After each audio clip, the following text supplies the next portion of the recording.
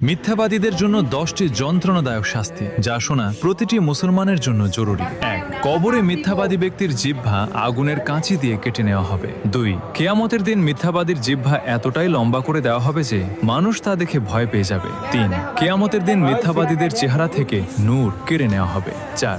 মিথ্যাবাদীদের সাথে আল্লাহ তাআলা কোনো কথা বলবেন না এবং তারা রহমতের কাছেও পৌঁছাতে পারবে না। 5. মৃত্যুর সময় মিথ্যাবাদী ব্যক্তির রূহ অত্যন্ত কষ্ট ও বেদনার মধ্য দিয়ে বের হবে। 6. মিথ্যাবাদী মানুষের কবরে সাপ ও বিচ্ছু তাকে দংশন করতে থাকবে। 7. হিসাব নিকাশের দিন মিথ্যাবাদী ব্যক্তির জিহ্বা নিজেই সাক্ষ্য দেবে যে সে অমুক মিথ্যা বলেছিল। 8. আল্লাহ তাআলা মিথ্যাবাদীর দোয়া কখনো কবুল করবেন না যতক্ষণ না সে মিথ্যা বলা থেকে তওবা করে। 9. জান্নাতের দরজা মিথ্যাবাদী ব্যক্তির জন্য বন্ধ করে দেওয়া হবে যতক্ষণ না সে সত্যকে গ্রহণ করে। 10. মিথ্যাবাদী ব্যক্তিকে পরিশেষে মুনাফিকদের সাথে জাহান্নামের সর্বনিম্ন স্তরে নিক্ষেপ করা হবে।